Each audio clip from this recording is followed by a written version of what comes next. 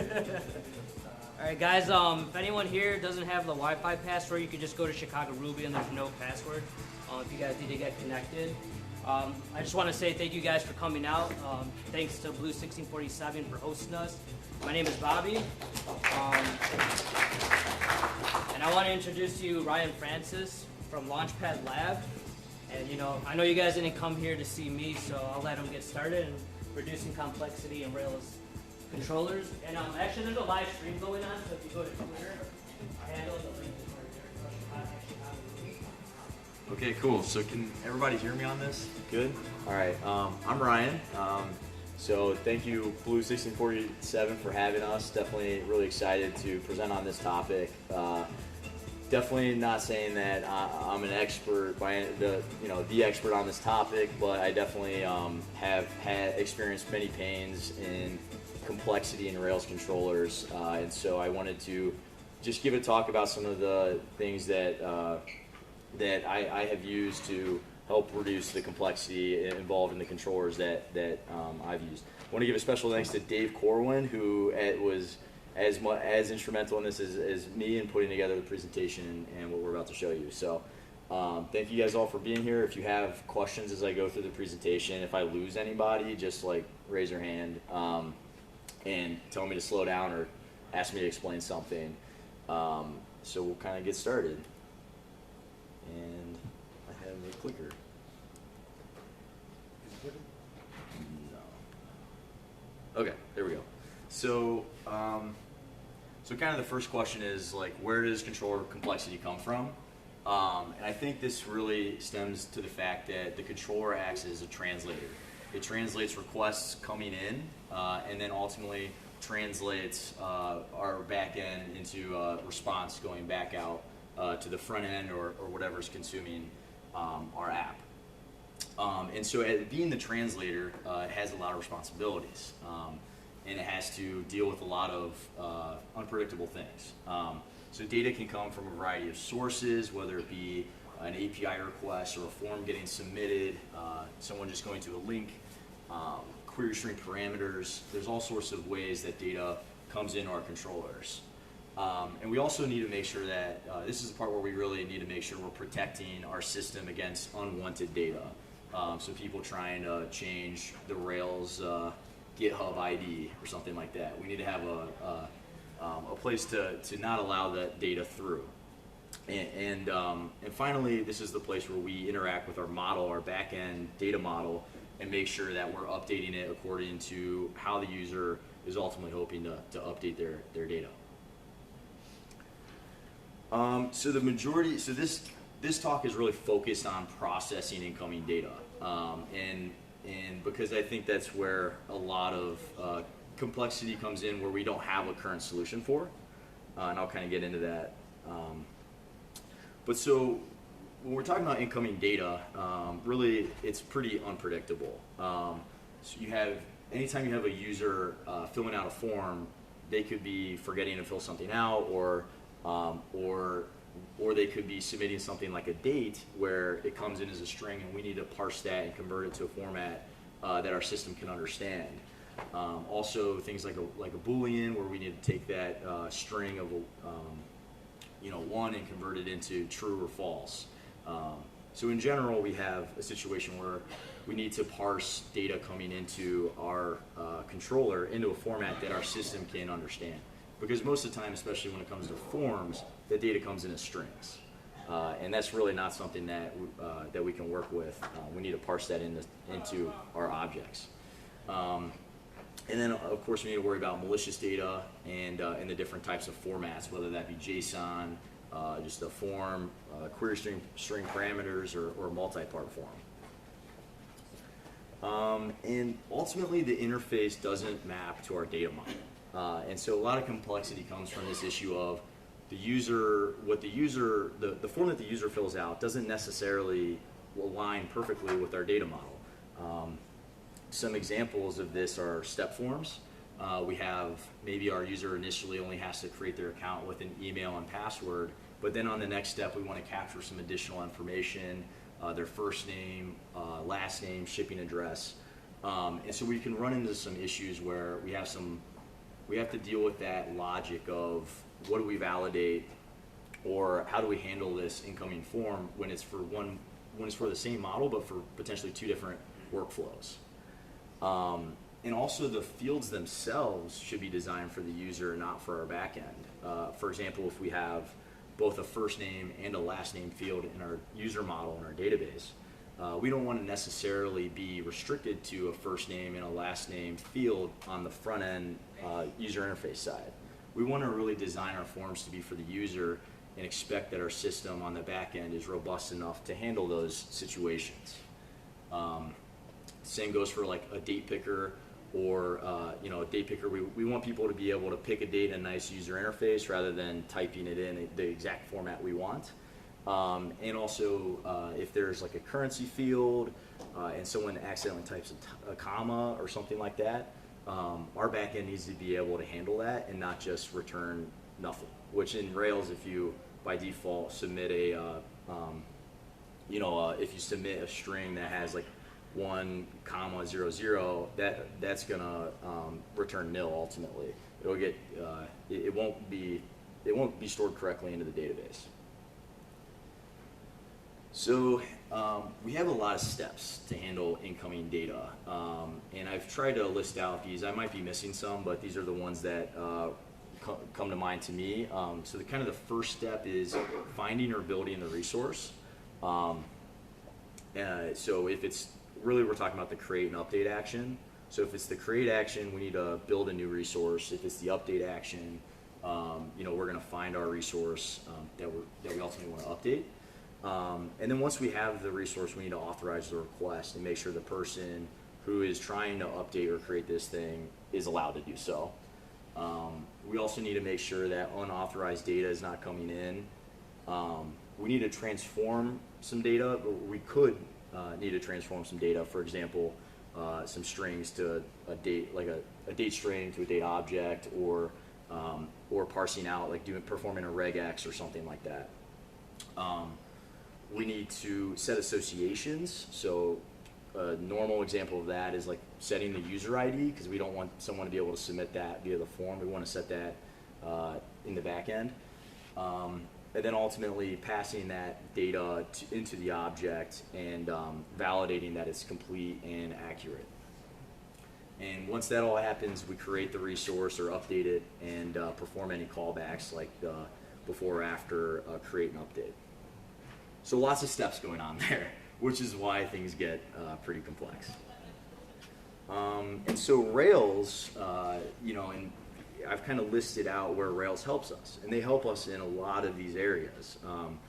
Can isn't, I guess, doesn't ship with Rails, but it's a pretty popular gem that that we use at Launchpad Lab, and it does a really nice job of the first two, which is finding the resource and authorizing it. And then strong params ships with Rails, and that makes sure that only our expected inputs are going to come in to our parameters. There's not really a step for transforming the data coming in.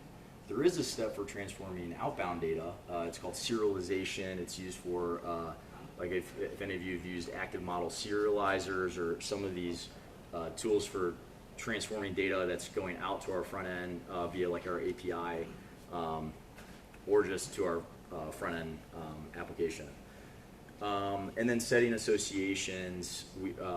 So the next three really, or I guess the next five, all are just like methods that Rails provides to make it easy to build those associations and to validate our resource and whatnot. So really, I'm going to talk about the missing step in my mind, which is data transformation on inbound requests. So that's like really parsing incoming data, like we mentioned, date strings or phone numbers, currency values, decimals, potentially combining multiple inputs into one value. For example, if we have like 3 input fields on our front end, a day, a month, and a year, and we ultimately really only care about a date. We want to take the day, the month, and the year and create a date out of that. We have to do some logic in our back end to do that. And the opposite then would be true for extracting one input for example, if you had a name field instead of a first and last name field, but we need to extract the first and last name out of that, being able to transform that on the back end in a nice way. So let's see. So I mentioned active model serializers, which is really the outbound data transformer. But what do we really have for translating inbound data? And so that brings us to a live coding demonstration that I'm going to do. See how it goes. Where basically I'm going to walk through an example of putting together a resource, a form, submitting that form, showing some of the perils where we'll have to do some parsing, and then even a more complex example of a nested form and how you can really get into some trouble. And then ultimately we'll refactor that into a much more maintainable kind of manner. Anybody have any questions right now before I go any further? Good. All right, cool. All right, so the first thing I'm going to do, so basically I have a generic Rails app, which I will open.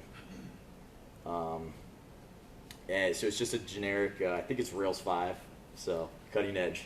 And we're going to go ahead and just generate so basically what our app is going to do is it's going to have a trip form, so people can create a trip. And then eventually we'll have destinations, so the trip will have destinations. So I'm just going to start by building our trip, build our trip resource.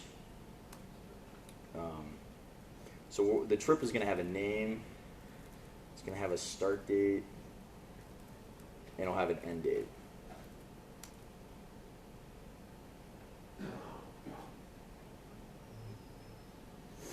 And then I'm just going to go ahead and migrate this.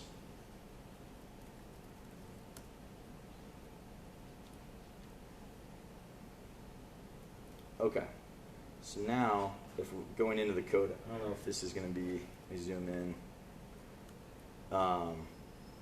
Okay, so starting with the trip model here, I'm just going to add some validations for those for the three fields that we just added.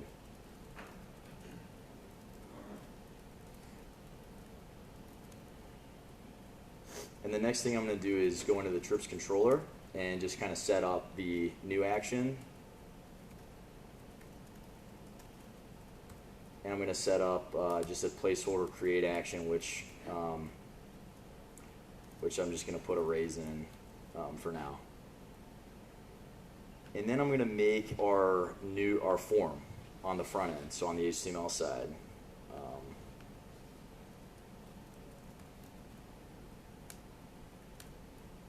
And I'll just kind of pencil this in and see how we do. So, so form for trip, and basically we have three fields. So we have, all right, let's do label. So we'll do the name first, and then we'll make this start date field. And then we also want to do that for, or actually, let's do, this is name, and then we'll do start date, and end date.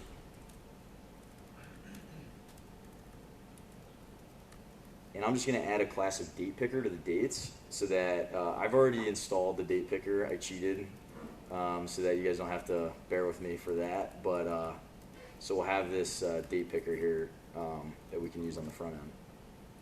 Finally, I'm just going to run my server, and we'll try to, oh, one more thing is I'm going to route to the trips new form.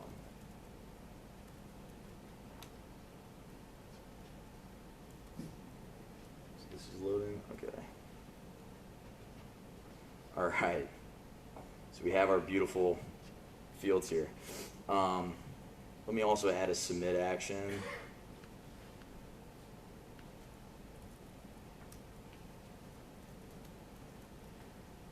Okay, and then if I submit something here, do like my trip, and I've got my big enlarged date picker because I'm zoomed in.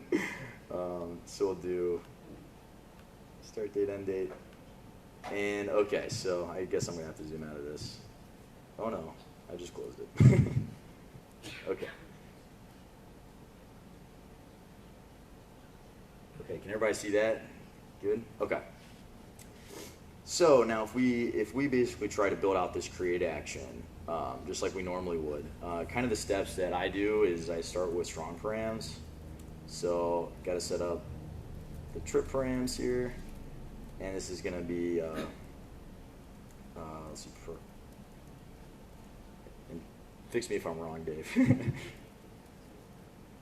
So we're going to require the trip, and then we're going to permit the name, start date, and the end date. Alright, so now if I do something like @trip equals trip.new, trip params, if it saves, let's redirect to the trips path, else let's render the new form. Oop. Okay. So what do you guys think? Is this gonna take? We'll do one more thing. I'm gonna add an error message in here so we can see if I'm not even gonna make it red for you guys. So we have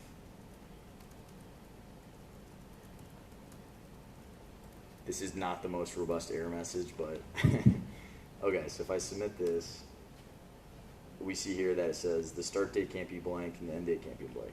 So obviously this is an issue that, you know, when you first see it, you're like, it's there.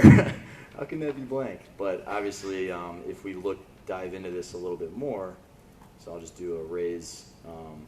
I'll raise our trip so we can have a peek at what this looks like. So let's see, trip params. Okay, so we actually have this. Let me see if I cheated here.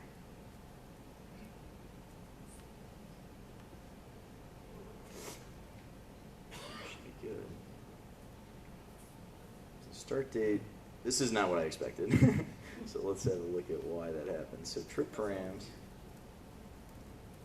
So the params came in. Okay, so the params came in super weird.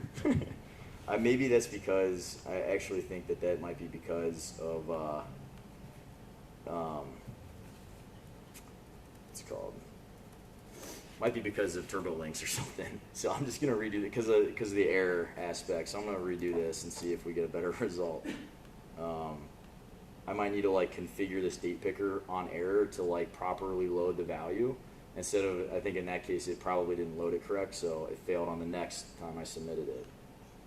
Okay, this is what I expected, which shows here that, I don't know if you guys can see, shows like end date's nil, start date's nil. So that's the first thing that we have to do is fix our dates. And generally, like I guess the first step would be to see how these dates are coming in, like how they're formatted. So if you look at this, we have basically, we have month, then day, then year. And I don't know if you guys know this or not, but like in Rails, if it should be submitted with year dash, I think day or month, or year dash month dash day, I think, and then it automatically will parse it. But if you, for whatever reason, have to have this formatted this way, say because of your date picker, you'd have an issue. And so what I would do to kind of fix this would be to, or how I used to do this, would be to do something like @trip.startDate equals date.startTime, trip params of start date. And this is basically we're just going to parse this date based on the start time, passing in the format that it's coming in as.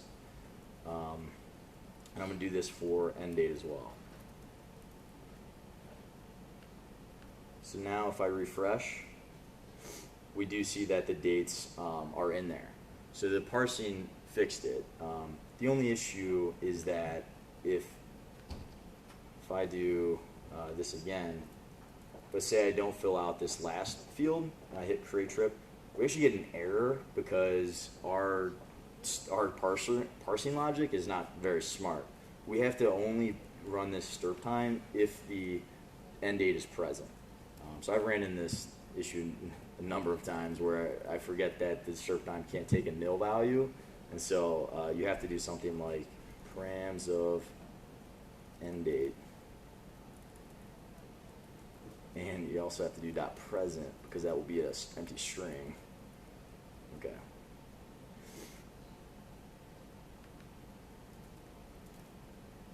And now when I refresh this, we should get the we should get the error message. Okay. And then if I do submit a date, let me just go ahead and, because I know that's going to mess up. I'll be talking to you. Probably not today. Maybe a phone call for Saturday. Now this should successfully create. I'm going to need an error because it's not going to. Oh, I thought that would be the case. Let's see what happened.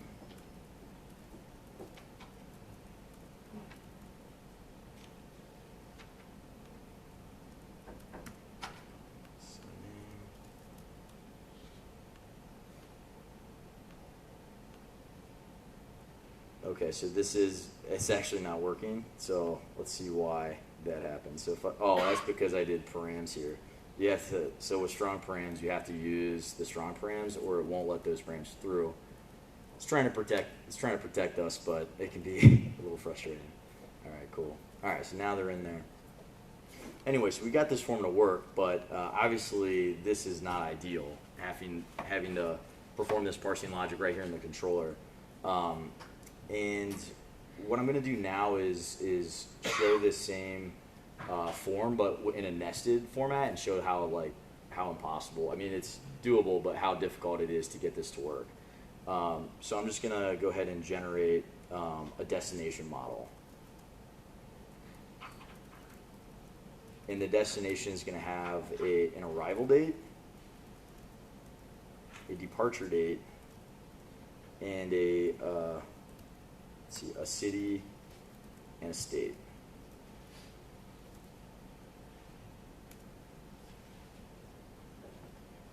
And feel free to raise your hand if you're got any questions.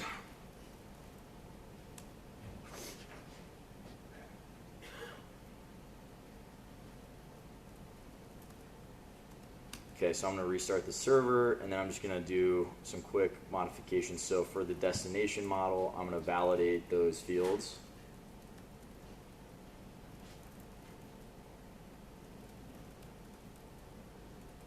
Oh, that's departure date.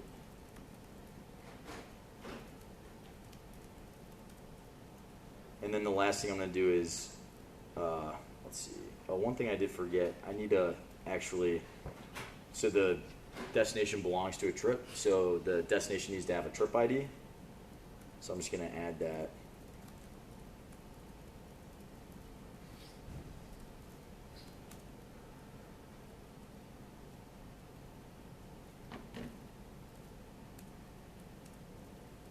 And you can do this add reference, which is a nice, we got to add it to destinations and trip.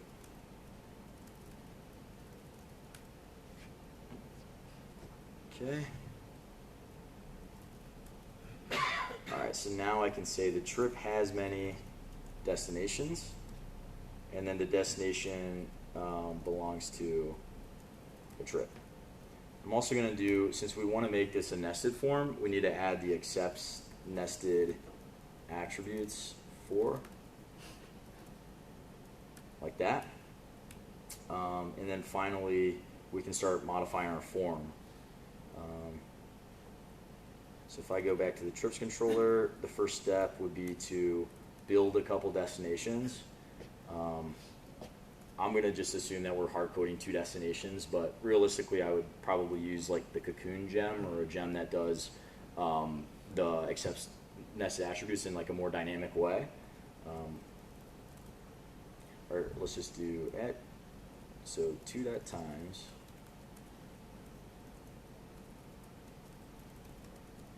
So I'm just building 2 destinations in our new form. And then ultimately in the form, we're gonna add the nested fields here. So you can do f.fields for destinations.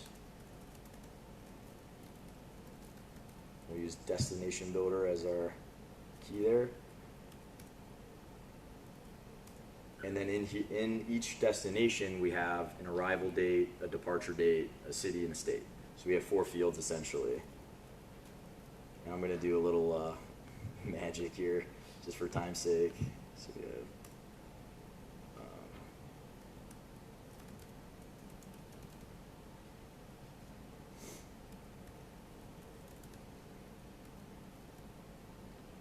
and then, oh, so city, and this is state, and this is arrival date, and then this is departure date.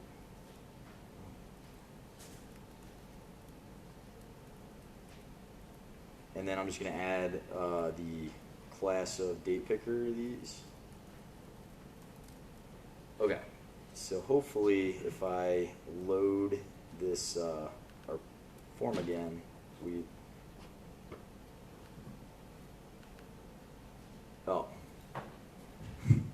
so the f dot is actually referencing the parent form, so I need to use destination builder here. Okay, so now we have our, so this area right here is our trip, and then we have each of our destinations. Okay, so I'm gonna try to quickly fill this out. So let's say we're going from the 19th to the 29th. We're first gonna be in Columbus, Ohio, and we're gonna get there on the 19th. We're gonna leave on the 22nd, and then we're gonna end up in Chicago, Illinois. We'll get there on the 22nd and leave on the 29th. All right, so we have our nice nested form. So obviously, this is going to break down, but we'll just go ahead and put arrays in here so we can see this again. So the first thing that I need to do is to add update strong params. And this is like always my first mistake, is forgetting to update strong params. But you need to do that. So destinations attributes, and then we have arrival date, departure date, city, and state. So now if I look at our trip object, you can see that. And if I do trip.valid, or let's do trip.destinations. Okay, so it doesn't have any destinations, which is obviously an issue because we want to build not only the trip, but simultaneously we want to create the destinations within that trip. So if we, let's see here, so if we look at trip params, actually, I must have done the strong params wrong because those aren't even coming in. Sorry about that. Okay, so now we see our destinations attributes coming in, but still, if you look at the destinations, we do have an issue, which is that our arrival date and our departure date are both no. All right, so we've got to do the same thing that we just did at the trip level to each of the destinations. I'm going to actually copy and paste some code right now just to save time, because this is kind of a tough one. Let's see if I can.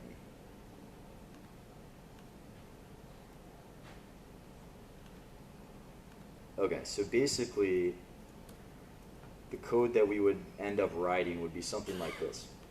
For each of the destinations, let's iterate over them, and we're going to basically modify, or we're going to parse the date param that's associated with that destination. So we've got to kind of tap into our trip params and then into the specific index. So if we look back at this hash here, we have like destinations attributes, and then we have the key of 0, and then we have the key of 1 for the second destination. So that's kind of how this is accessing each level. Anyway, this is a really big pain to write, and it's really confusing, especially if you're another developer coming in and looking at this. But it does work. So if I submit this, action index can be found because it tried to redirect to something that we don't, to a path that we don't have right now. But it did try, since it did try to redirect to the trips path, it means it did successfully save. So now I'm going to kind of walk through how you could refactor this and basically get rid of all of this code here. So so at Launchpad Lab, we've written a gem called Decanter, like decanting wine.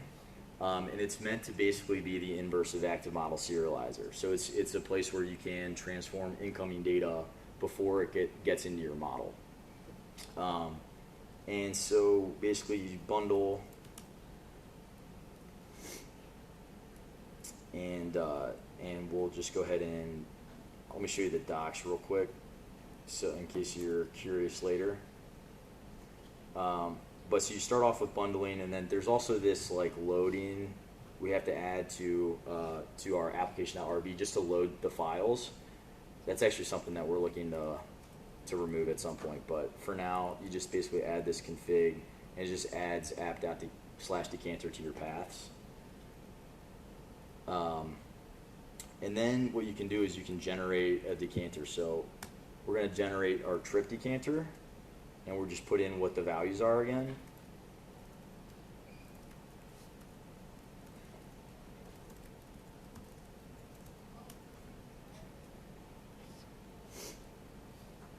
Okay, so this adds a file to app decanter, decanters, trip decanter. So if we look at this trip decanter, basically it's just a simple place where we can define what are the inputs that our form is expecting, or that our trip is expecting, and what format, or how do we want to parse these fields. So here we're defining, all right, we have this inputs coming in as start date, and we basically want to parse it with date logic using a date parser. We can also then generate this for our destination.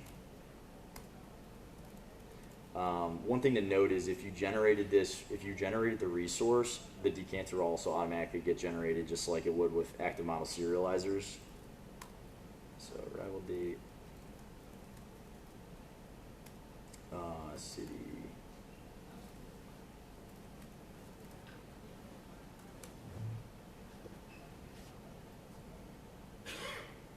So the one thing missing from the trip decanter here is that it actually has many destinations.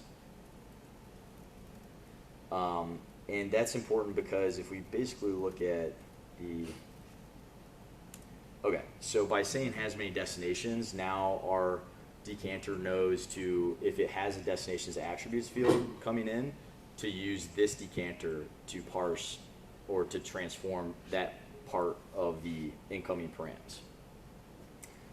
So the final step really is just to delete code. And so we'll do trip dot, and instead of new, we just do decant new. And this triggers, basically just wraps the new method in our decanter so that we can parse the form data according to the parsing rules we've laid out in our decanters here.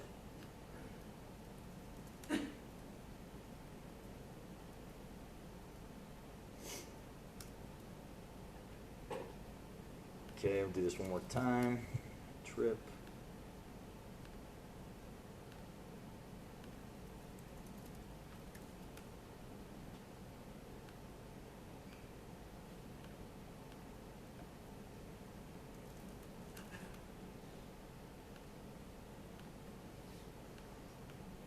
Okay. Now I'm just going to put arrays in here so we can inspect our trip and make sure it's getting built correctly.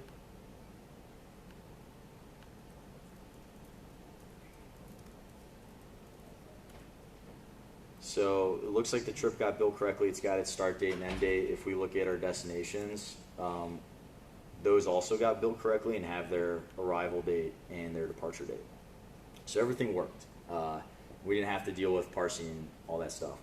Now what's really cool is that basically this gives us a place where we can define any type of parsing logic we want. So for example, if we want to override the way that dates are parsed, well, first thing you can do is you can actually pass parse format to the date parser and say what format it's going to come in as. So in our case, we would do this. It defaults to this, but you can change it to whatever you want. And I'm not sure that's the right default either. We can always adjust that. But the other thing that you can do, though, is you can actually generate your own parser. So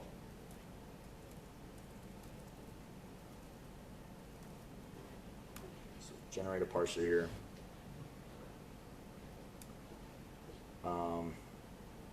And so the parsers live at, so we have decanter decanters, then you have decanter parsers, and basically that gives us a this parser here on the left. Let me just make this one screen.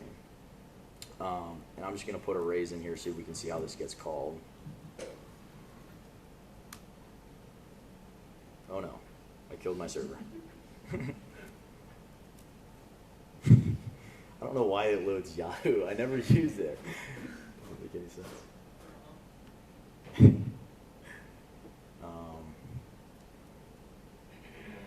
Okay, so now we're in our parser, and what's happening is the first field that it's coming across, which is going to be the start date, is calling date parser.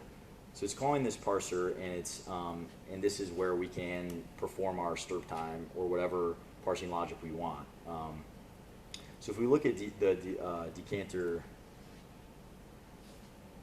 basically we can look at how this parser is set up and kind of modify it if we want.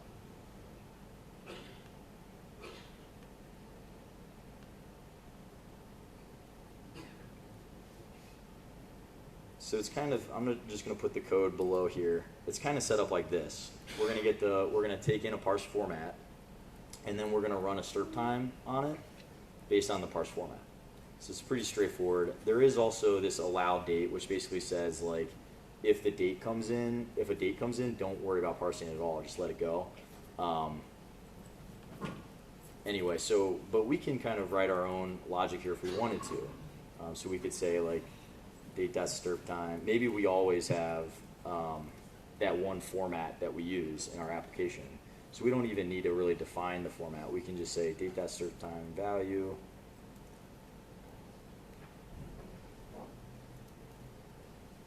And if value.present. So now we have the logic about how to parse dates in one spot, and then anywhere where we define what format to parse as, it will call this and use that to parse the logic, or as the parsing logic. And if you look at the other parsers we have in here, most of them are, there's not very many, because at the end of the day there aren't very many data types we're working with. But the ones that I use all the time are like the float parser, which just does a regex and takes out anything except for digits and decimals.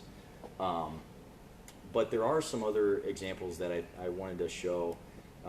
So for one thing, I guess before I get into that, one thing I wanted to add was, since we're already defining all of our inputs here, it kind of renders the need for strong params completely useless, actually. Because we could just use this tool as strong params since we're defining all of our inputs. So if you do want to use decanter as like strong params, all you have to do is add strict true, or I use strict with exception, which basically means that if a key comes in that you don't expect, it'll throw an exception, so that if you're developing and don't even realize you have something coming in, that cues you and lets you know so you can change it. So at this point, if you add strict with exception,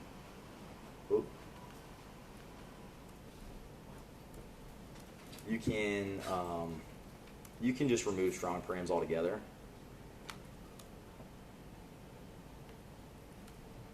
And instead of doing trip params, you do params of trip.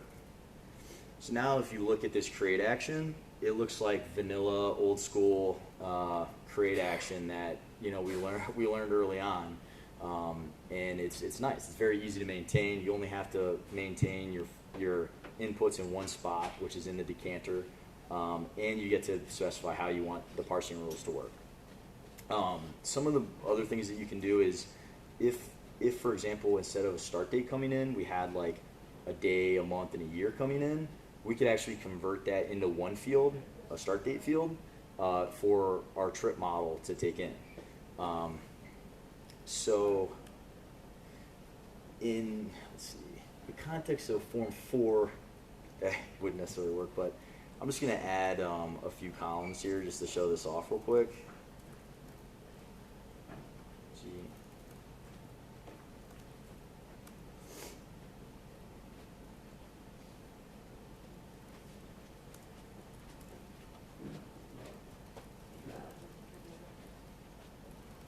So I'm just going to add like day, or we'll do start day, start month, and start year.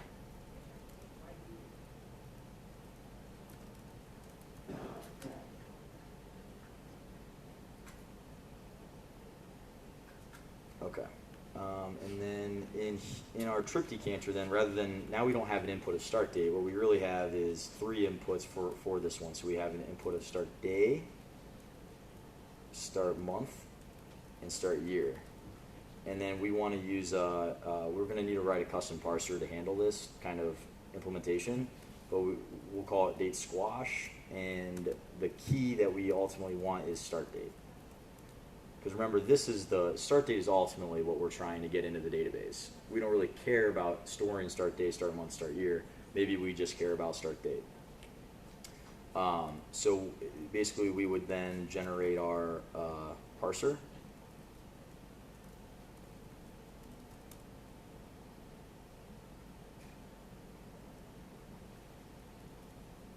And in here, basically value is actually going to be an array of values, since there's going to be, so if I put this in 2 tabs so you can see it better. So we have, these are the, basically these are the inputs we're looking for. So value is going to be, basically be like 01, comma, like 15, comma, 2015. That's going to be basically what value is here. So just to show that, though, since I know you guys love me restarting my server all the time.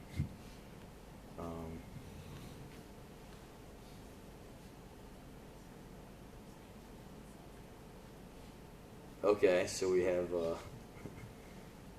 so this is good. The strong params implementation is working. We have start date coming in, but we didn't define start date, so it's throwing in an exception and saying, hey, watch out.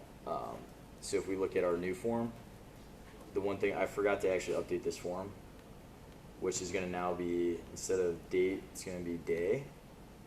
And obviously it's not going to be a date picker. And then we're going to have month and year as well.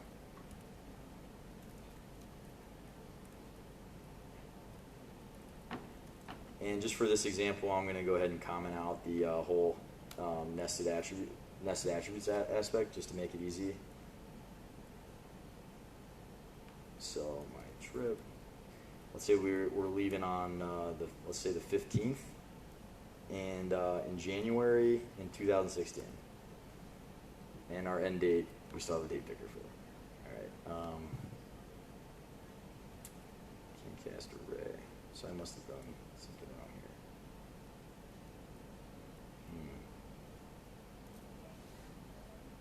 Put the decanter in there. Make sure I'm using the right version of decanter. Yeah. I don't know why that would happen. So, oh, that's probably because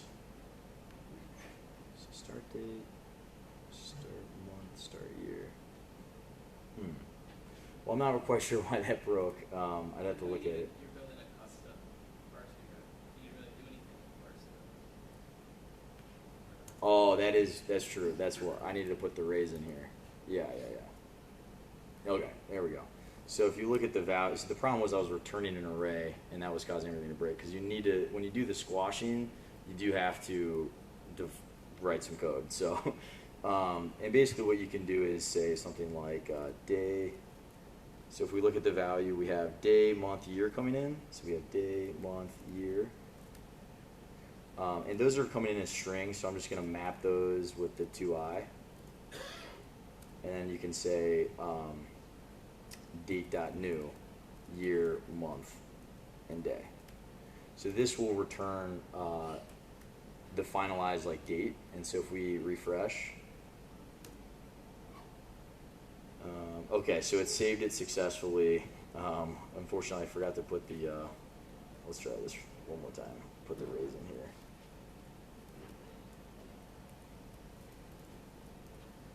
So ultimately what we're hoping to see is, oh, no. Try to do this quickly. 15, 1, 20. Okay, so I'm hoping to see January 15, 2016 as the, in here. So you see that here, 2016, January, and then 15. So it's nice because it can kind of handle that transformation for you without you having to do some complex logic in the controller. That's pretty much all I have to show on this front. Yeah, I guess that's pretty much it. I think what I'd be really curious to hear is your guys' thoughts if you've had any issues like this in your controllers, if you see controller complexity happening because of parsing logic, and yeah, so just open up to some Q&As and let me know what you guys think.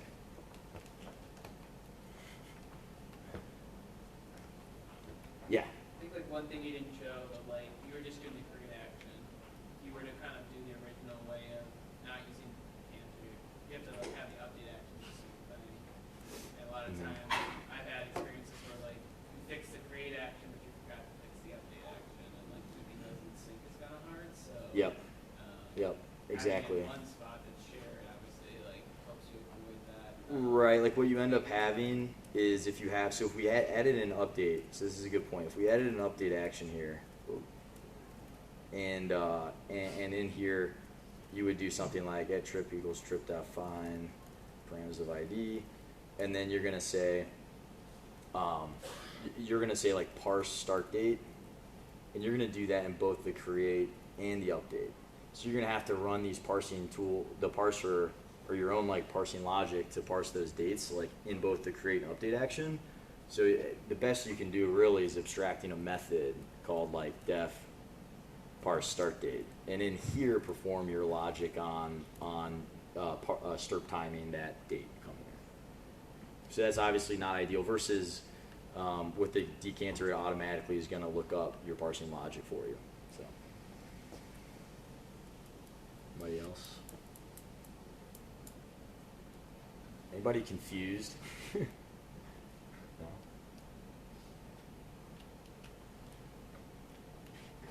Good. All right, cool. That's it. Thank you for thanks for listening. Appreciate it. All right, guys, thank you very much for coming. Let's give another round of applause again for Ryan taking the time to come out. So if you guys get a chance, just check out blue1647.com and check out all the cool stuff that they're doing here. We also want you to check out WindyCityRails.com, and I believe the call for speakers is going on right now. Call for speakers is open. Tickets are on sale. We're in the super early bird stage. There we go. So if you guys check that out, WindyCityRails.com. And WindyCityThings.com. That too. Or And- IoT. And then if you guys got any questions, comments, or just suggestions for us, you can go to the Meetup page and just drop us a line. I'll either answer it, or Ray, or somebody else will get to it. And thanks again. If you guys have time next month, we'll be here again, third Thursday of the month. So thanks again, guys. Cool. Thanks. All right. Thanks, man. Appreciate it. Yeah.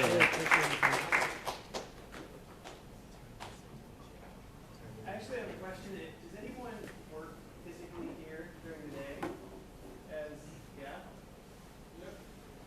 what?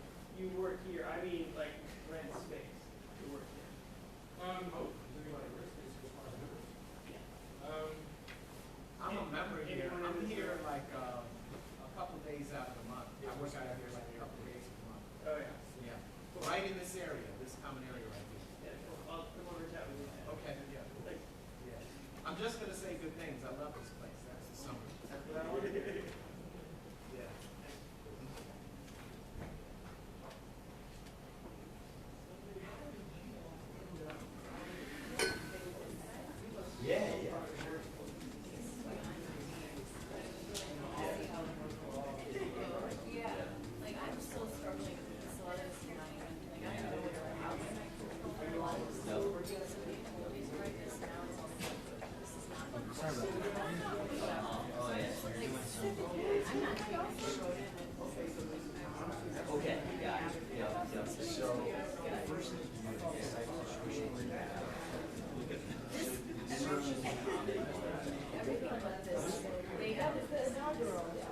Right,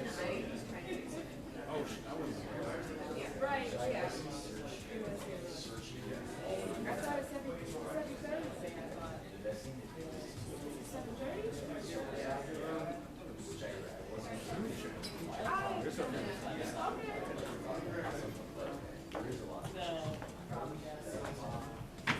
I don't even know what this means. Oh, okay, yeah. So, right, yeah.